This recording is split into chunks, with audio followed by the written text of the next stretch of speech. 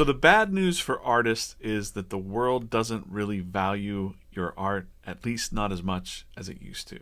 And I don't want this video to just be the bearer of bad news, so I have some good news as well, so just stay tuned and keep watching. I promise there's good news as well. And when I say the world doesn't value your art, I don't mean just money or pursuing a career. It's pretty clear that not many people out there see pursuing art as a career or a wise choice. And maybe they have a point. It's definitely not easy, but let me reassure you that it's 1,000% possible. But that's not what this week's message is about. The idea here is that you, as an artist, are living in a world that doesn't really truly value your craft or skills. And hey, you might be listening to this thinking, hey, this is not true. I know I collect art, I support the artist, and that's all well and good. That's great. But understand that you're probably only 10% of people who really do see the value of an artist or art in the world. And that's probably because you yourself are an artist and an idealistic one like me. But you know that feeling when you're a kid and you realize that someday people die or that you're going to die and your brain just can't figure it out, and then you kind of cry or you worry or you stay up and you can't sleep, and then you just kind of have to forget that dark foreboding feeling exists and maybe even pretend that it's not real. You're just ignoring the stark reality of it all. When artists go from like feeling creative or idealistic and then the real world comes and smacks you in the face with that reality, that feeling that the majority of people just don't care about you or your art. In fact, the majority of people out there only care about themselves and quick fixes to make their lives better. The art that's all around us, the stories, the game design, the movies, the design of everything, they completely take it for granted. It's as if they just magically think that it was created and was always there. They don't think about the humans, the artists who are making these things, that every single thing around you almost started at the tip of a pencil. And unfortunately, that bad news gets worse because why wouldn't people grow up thinking things just magically appear with the advent of AI and you could just push a button and groceries magically show up at your door? I feel like for artists at that dark realization moment, there's a couple different paths that you take. Number one, you quit and conform. And man, I can't tell you the amount of artists that I've talked to that hit this wall. They said, fuck it, and just became cogs in someone else's machine. Because it's making the other people around them happy and secure and safe. Why struggle? Why fight against it? But of course, those artists are a secret hot mess inside, and I won't even get into all the bad news that they get into beyond being depressed, stressed, and full of existential dread. Existential dread. And then there's the other type of artist, like number two. You hear that news, you feel like the world's like, and it pisses you off. So you become some kind of crazy rebel artist. You're not going to conform to the masses. You do it your own way. And, hey, I have a lot of good art friends like this, but with mixed success there. Some make it big with their kayfabe on and some barely scrape by, but they're free and they're happy. As an artist, you see these types of artists out there and you think, man, they're cool. I wish I could be like that. I wish I could feel that free. They feel like the real deal. And in most cases, they are. And then there's the third way of looking at it. And you don't accept the bad news. So you know that it's there. You know that it's a reality. But you don't let it define you or your feelings. And these artists to me are more like Stoics. They say, okay, these are the facts. The world kind of sucks. And people don't value art. But I'm going to die trying. Because this is what fulfills me. Now, these artists become professionals. They become teachers or just good human beings to be around.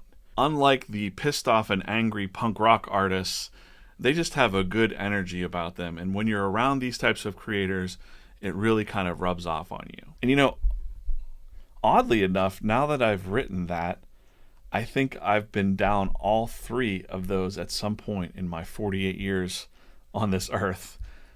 In my late 20s, I was pretty pissed off at the world, and I didn't even really know why. I can't even remember why.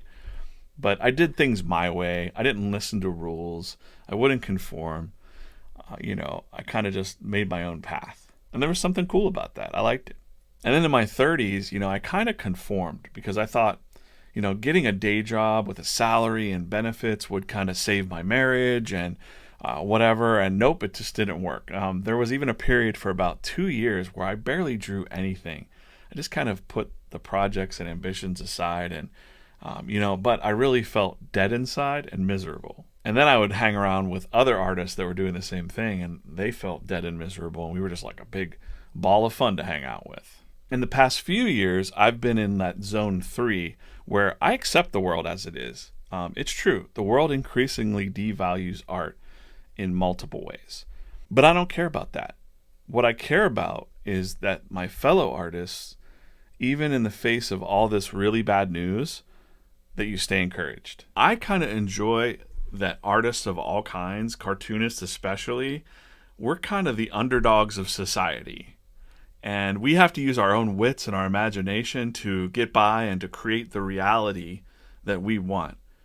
And in some kind of way, we're kind of like kind pirates. Like, we're just setting sail and leaving this normalcy behind us, and we're going to make it work. Rough seas be damned. But have no doubt about it. You create your own reality. That sounds like magical thinking, but it's absolutely true. What you dwell on in your head, you attract more of. So you can't stay that angry artist or that complacent one. And you become the thoughts that you think. You become the information that you consume and the people that you hang around with. So you have to choose very wisely those 3 things: the information that you're consuming, the thoughts that you're thinking about that information, and the people that you're hanging around with. It's going to mold the feeling of who you are as an artist. So that's the bad news.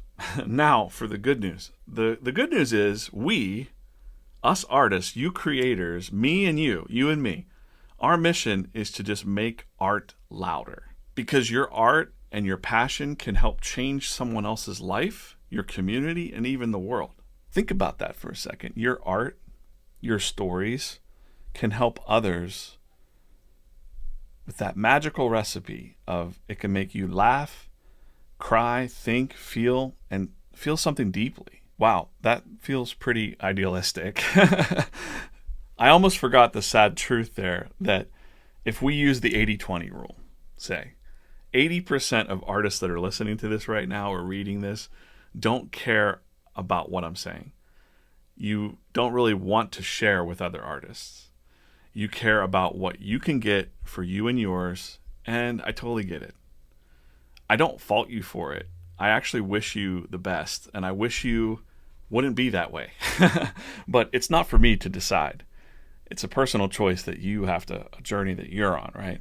My belief is that any artist that succeeds, even the assholes, it's good for all artists and all art in the world. Because truly, we are going to be the ones, the artists themselves, are going to be the ones that champion the value of art in the world. Tell your friends, show them what you're doing. Encourage other artists. Make loud art. Make art loud. Whether you know it or understand it yet, when you put your art out into the world, it's changing people and it's changing you. Every day, the world is out there taking things away, and the forces of destruction are out there wreaking havoc on the planet. But you've created something from nothing with your little pencil and put it out into the world. So please understand that deeply. Your art is shaping the world. The world doesn't know it yet or care to know it, but we do. I do. And there's always going to be more bad news out there for artists if you're looking for that. But remember that you have the ability to focus on the good and make that louder. Make that art louder. So it's very tempting to want to get all stirred up about AI or some other thing that's trashing art or whatnot. But how can you take all that information and just make more art and make it louder? That's a mission. Maybe it's a mission impossible if you choose to accept it. Here's a couple ways that you can help support the Draw or Die Club. Like and subscribe and comment on this video. It helps YouTube find more artists like you. You can join our free artist Discord community. There's a link in the description. And we have a members-only daily drawing club where drawing prompts come out at 5 a.m. every morning to keep you sharp and motivated, and you can draw along with the rest of the community. I even do those live sometimes, so check the live tab here on the YouTube channel and catch a stream.